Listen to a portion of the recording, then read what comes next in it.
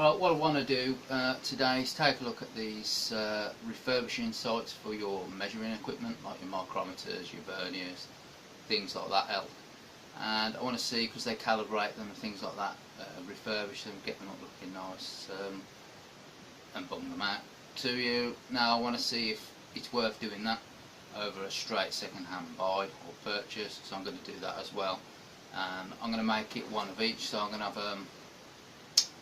I'll buy one brand, or a well-known brand. So we'll have a Moore and Wright. It'll be the proper Sheffield stuff.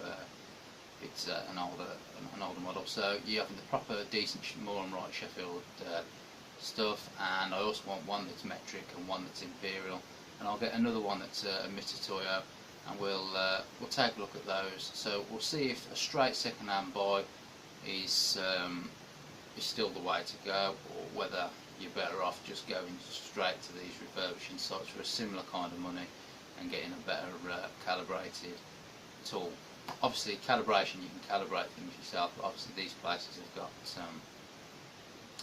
places where they can test it and calibrate properly as well, I suppose. We'll have a look, we'll see just how well calibrated they are, what it comes with, things like that.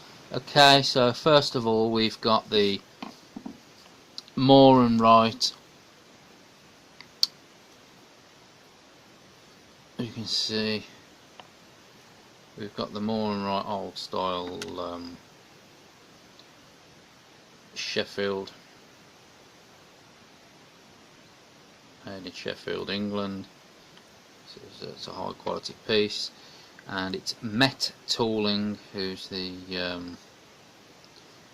company who's actually calibrated this. So this is the calibration. So you can see they stick a sticker on there, whether you look at just a plain old sticker, whether you like that or not. You know, using it with suds and things and oily fingers and stuff getting on it, it'll probably peel in the workplace and come off anyway and leave you with a bit of a tacky patch. But you got your date of calibration. It says the 1st of July 2018, and you can see even put your serial number on there as well. You do also get a certificate here. So this is the 50mm to 75mm, as you can see on the front, in 0.01mm increment accuracy. So they give us a sheet as well, and we've got all the information on there. So again, you've got your serial number, your range, your brand, and the fact that it's your standard analog type of micrometer. And you've got your British Standard 870, which is the test that they've calibrated it at. You've also got your temperature noted there as well. Obviously linear expansion, things obviously expand and shrink when they're at certain temperatures, so that's why that's there, the importance of that. So the above micrometer has been examined and tested in accordance to the tolerances in BS 870. The accuracy of the instrument was checked using master gauge blocks. So it was checked using master gauge blocks, not the actual little things that you get in your micrometers that you it's like a gauge, but it's not, it's not quite as good as a gauge block. So it was checked using proper gauge blocks, and the results obtained are detailed below. So they'll be here. So they check the flatness of the anvils, check they're okay, and the tolerances and the actual result. So as well in there, and how parallel the anvils are to each other, and with the tolerances again and again, it was under there. 0 reading of spindle, the range of error traverse, so as you can see it passed those, and you've got test of micrometers barrel as well. That was very good. Just slightly, a little bit later on, but you know, only very. So satisfactory to British standard, 870. So that's this micrometer here by Met Tooling. I'll put that up on the screen anyway. And what I want to do is calibrate, check the calibration myself using. I'll use a vernier because the accuracy bang on or dead on. 50mm should be more than accurate enough.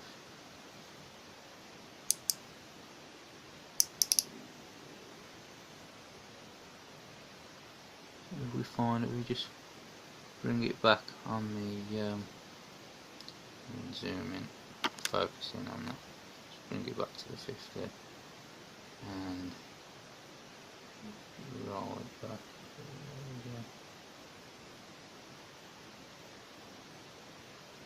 Roll it back. Have a quick look.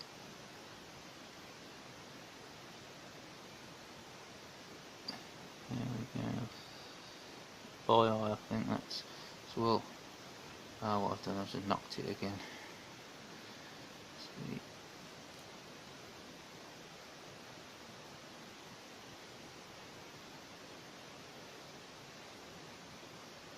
There we go, I've locked that in place now. So that by eye, that should be bang on 50. I'll take a check. Oh, hopefully that's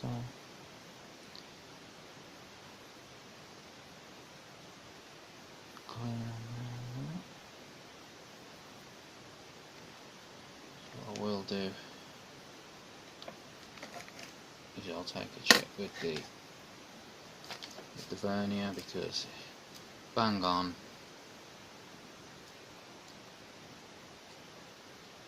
Set it to metric for this micrometer.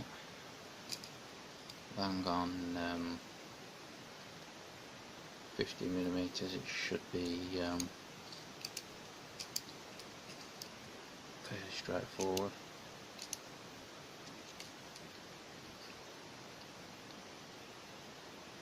There we go. You can see it's bang on 50mm.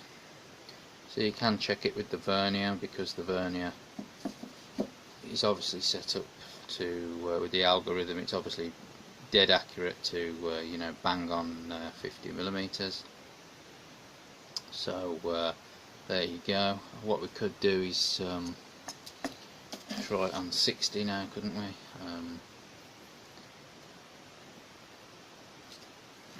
It's not that far away. See if we set it to 60, and then we give it another test with the vernier.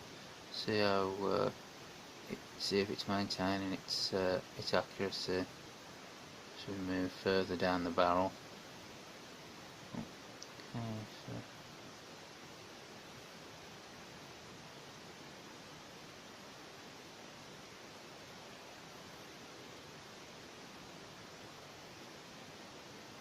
see if we can dead eye that.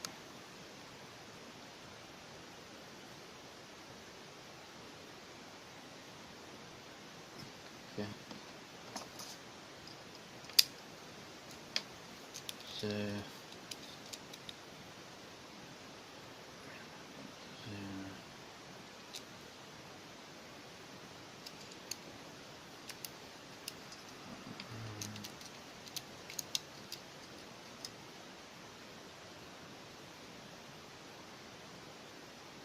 it's saying 59.99. Oh, yeah. 59.99.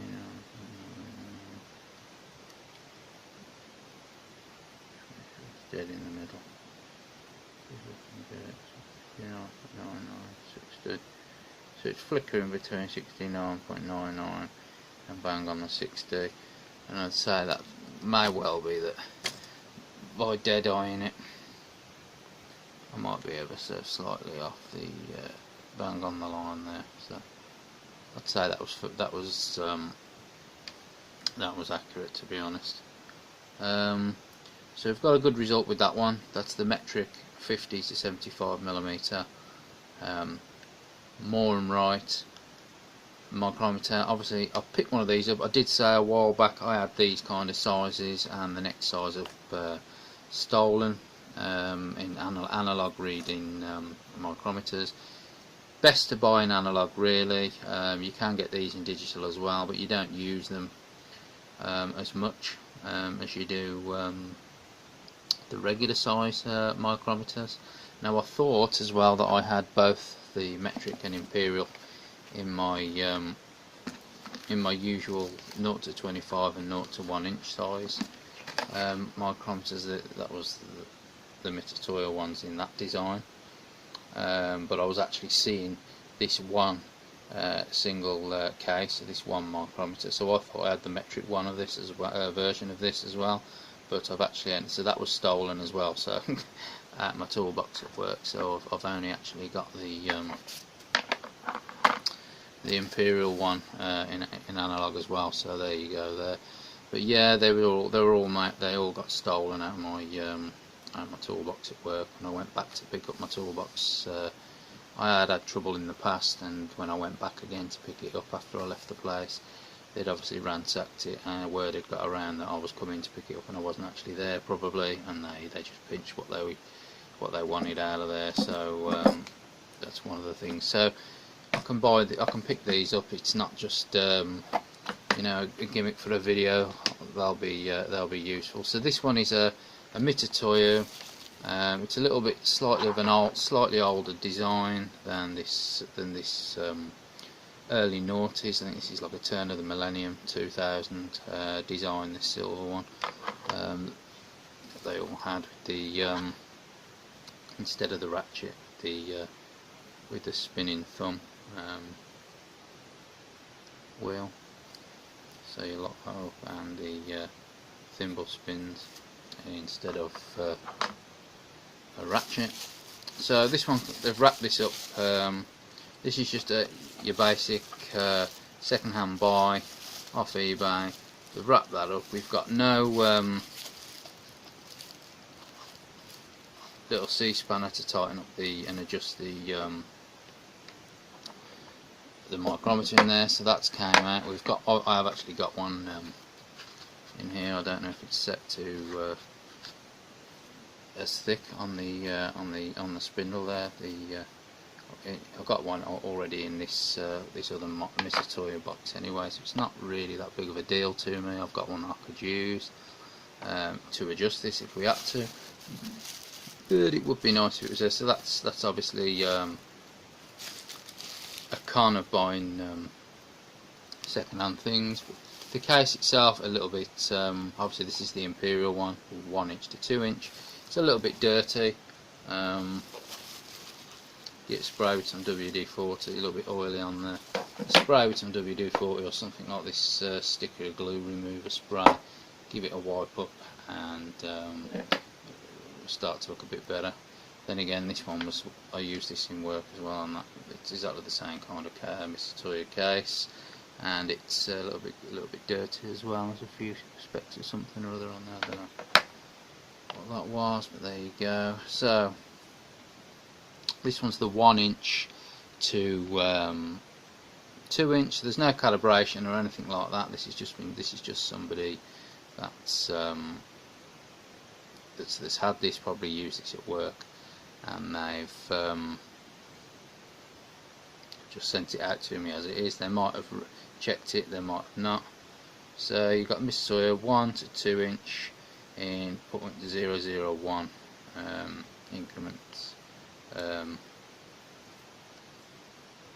accuracy. I'll call it that.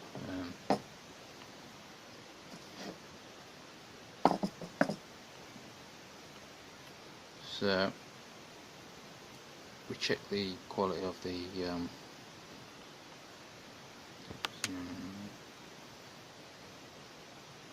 so the animal's quite nice and clean. There's no gouges or scrapes or anything like that. None on the spindle side. Again, nice and ground. This side looks to be carbide, or it has been hardened, because there's a difference. As you can see, it's darker on the tip. Bring it into the light. It's darker on the tip and then further back. Whereas the anvil just looks to be straight ground, if I'm being honest. Seems general overall good condition. This straight second hand buy. So you've got the number and the made in Japan and everything on there, the Mitsutsuya. You got a lot of that bubble effect. A lot of engineering tools are made out of. There's a slight mark there on the paint. The only one really. Don't see any others. So it's in general really good nick. See, it doesn't necessarily have to be a shop floor or a workshop tool. When it was used, somebody could have been an inspector, and it could have just been on a desk and used then, so it might not have had much use or wear. So we'll get this on 0.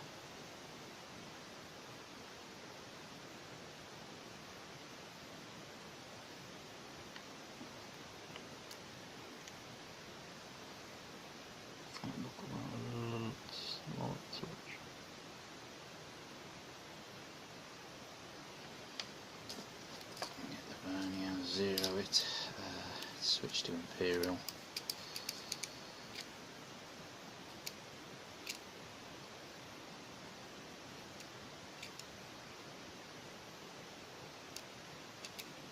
Okay.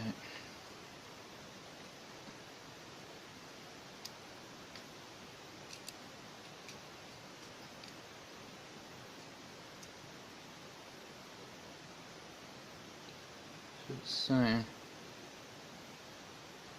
just well, it's saying bang on there. So there you go. It's flickering about a little bit past that. See the 5 there on the far right, flickering on and off. So it's pretty much holding bang on. If I put a little bit more pressure.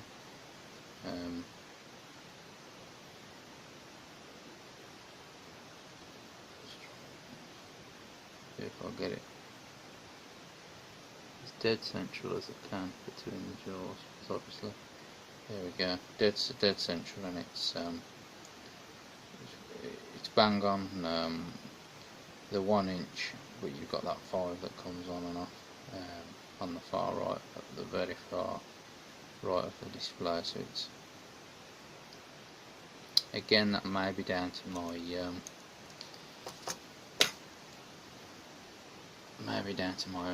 my dead eye sight at setting that. We can try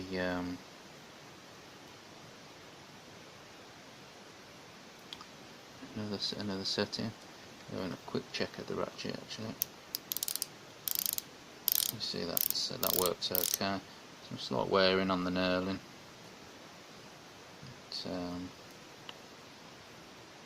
Or slight dirty, and it's not actual wearing, it's just slight dirty.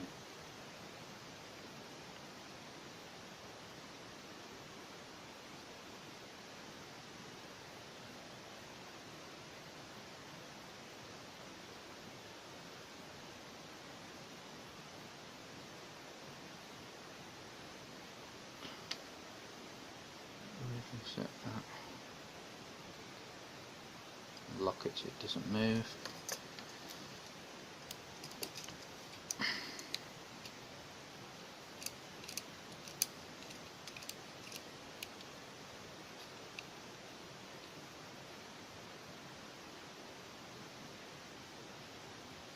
One 5, and again with a little 5 on the end, so it might be ever so slightly out. on the calibration maybe, but that's definitely usable. There's no doubt about that one. So it does echo. You know, the setting at 1 inch. You know, you got 1.5 inch. It seems to be registering exactly the same way as 1 inch did, so it's definitely correlating down the spindle as you turn it. So try the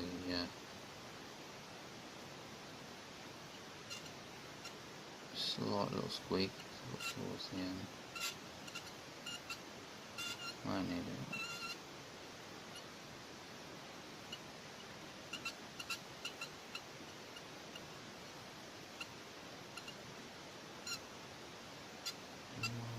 Just a slight squeaking towards the end of the spindle there.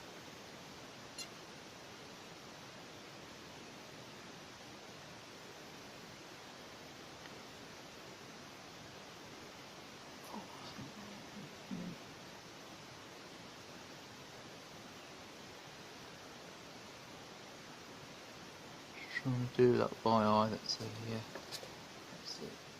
thing.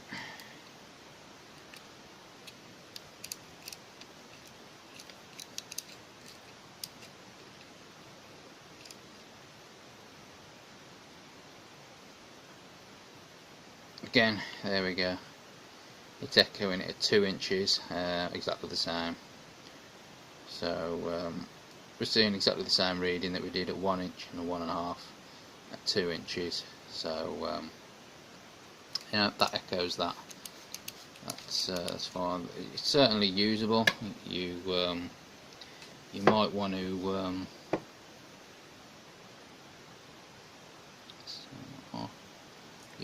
to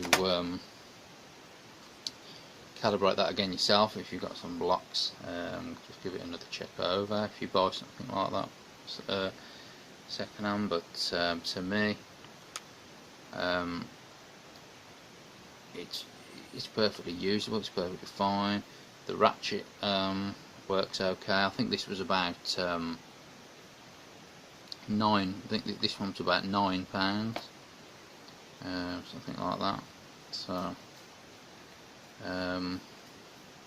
so this time you got away with it. I know you can buy anything. If you buy something second hand, you got a risk of it turning up in any old shape, really. But we kind of got away with it with this one. We got one in a really decent shape. That was the only very tiny mark on the paint there. The anvil's in great condition. So over at the spindle side, not all gouged and chewed up. Some of them are if you can buy them second hand, especially if they've been used. It's obviously has been used, but somebody's had oily fingers and they've got they've marked up the knurling a little bit with a bit of dirt, but not doesn't think it's too bad to take away. You've got yourself no spanner in the for the adjustments, although that's not a problem for me because I've got one in the in my other micrometer. The case did come a bit dirty. They could have cleaned that up before they sent it out, really. That's people for you. They kept that in good condition, and that's the main thing. The mech tooling with the calibration company didn't come with a box, so that's well, this particular one didn't come with a box. I've probably got a load of others that probably have got the box. I think this was about £13, £13.95, something like that, which for a 50 to 75mm micrometer again is good value. When I was around buying them for the first time, these kind of micrometers were about £250 plus, as they are analog. So that's an excellent price now. I know it's like about 15 years later or something like that, but there you go. Obviously the digital ones in these sizes which are out there are like probably about £300, £400, so you get a good saving. To be honest with you, I don't think there's too much, unless in your particular job you're doing stuff that's this kind of size range, and the other that we just looked at, the 1 to 2 inch, that's these kind of size ranges over the usual 0 to 1 inch and 0 to 25 range, then fair enough. It is precision engineering tool making, so you find that a lot of the stuff that you make will be the smaller micrometers, because it's really small stuff that you make. So there are some things that you have to use a bigger micrometer for, so I don't really see the point in spending £300 or £400 on a digital one. You can pick these up. This is probably another good reason for this video in the first place. And again, this was the proper, decent, made in England, Sheffield Moore and Wright micrometers. This is good condition as well. The anvil's in good condition. Again, on the spindle side, this particular one isn't carbide or hardened in any way. Neither is the anvil, but the actual the grinding, it's ground well. The actual frame itself is in good condition. And again, you can see you've got your made in England on there. Yep, you know, and again you can have a bit of dirt on there, and a slight bit of rusting as well on the ratchet. The ratchet works very well, just like the micrometer on the Mitutoyo ratchet. So there's no problem. So sometimes you have ratchets that spin don't work properly, or they're a bit funky on old used micrometers, but this one seems okay. The paint isn't chipped in any way. Might be a slight discoloration there. I can't see any colouring, and like I say, this was about £13, which is a good price really as well for this. So you end up paying, they are equivalent micrometers in metric and imperial, the Mitutoyo and the Moore and Wright, but all in all, you pay a little bit more, and you just get, you know, your peace of mind that it's going to be accurate. You take a gamble with the